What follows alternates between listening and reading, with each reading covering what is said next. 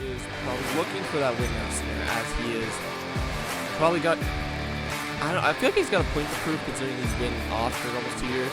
He's coming last time.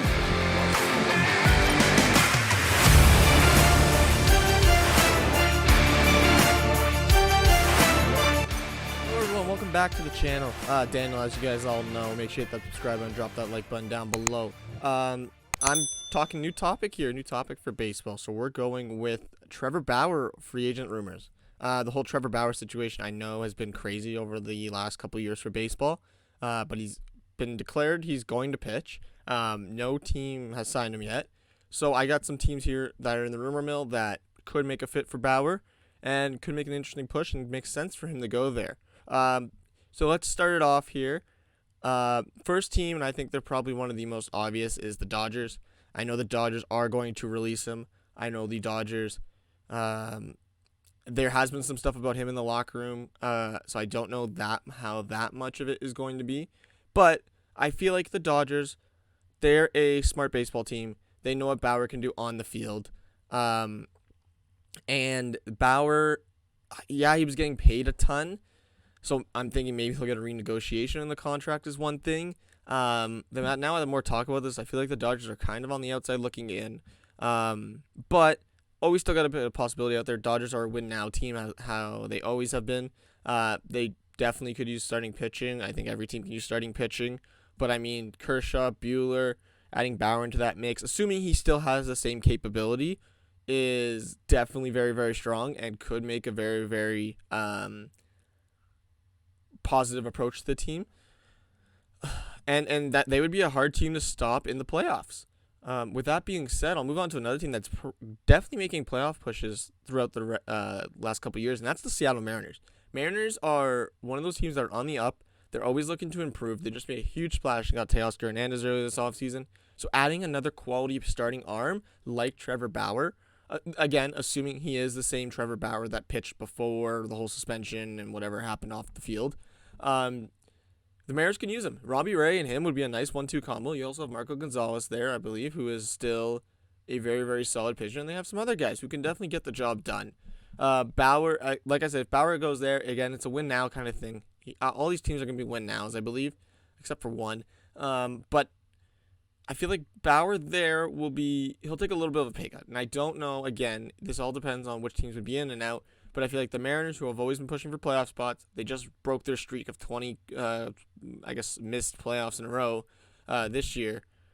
I think Bauer would be a very nice addition, strictly on baseball field, and he could help that rotation along as well.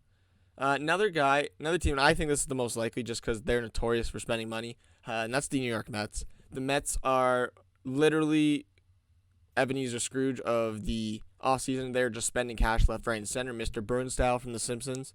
And I mean, Bauer to that rotation. I mean, Verlander, Bauer, Scherzer. I don't even have the Dakota guy. Like, let's go. The rest is fantastic too. But to get another win now scenario, Bauer is probably looking for that win now scenario, as he is probably got. I feel like he's got a point to prove considering he's been off for almost 2 years. He's coming. Last time he pitched, he was a Cy Young. Then again, it was the COVID season, so take that as you will. But I feel like if money is not an issue there with the Mets are very, very willing to go short-term, high AAV, as they've done with Verlander and as they've done with Scherzer. So that's my thing. I think actually now I'm talking about this and talking about this real. Bauer's gonna go to the Mets. That's my prediction. But another team that could rival it, that is very, very high in money this offseason, is the Rangers. Rangers have spent, I think, like $500 million or something on just their middle infield last year. And, I mean, they got DeGrom. They really bought a rotation this year with DeGrom and Nathan Valdi recently and some other guys I can't remember off the top of my head. But adding Bauer to that, I feel like the Rangers, this is the only team that I think is not a win now, is the Rangers.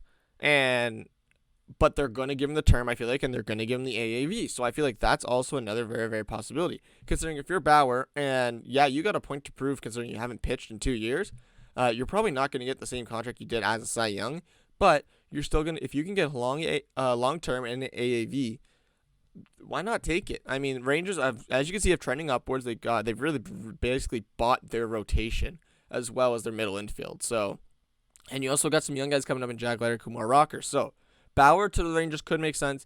I still feel like the Mets are the favorites. And last guy, I mean, this is kind of general. No one might sign Bauer. Bauer could be a free agent for the rest of 2023 season. That stuff off the field could have hurt his career detrimentally. No team might want to take a risk on Bauer here. And rightfully so, I get it. You don't want to break your team brand and be labeled as that of those guys. But with that being said, I wouldn't be surprised if no one takes Bauer, as well as, who knows, like a little contending team could take it, like the Angels or something team that needs pitching. Angels, Astros could also take a contention with them, but I feel like no one is a very, very strong possibility. We might not see Trevor Bauer pitch in 2023, even though he is eligible to.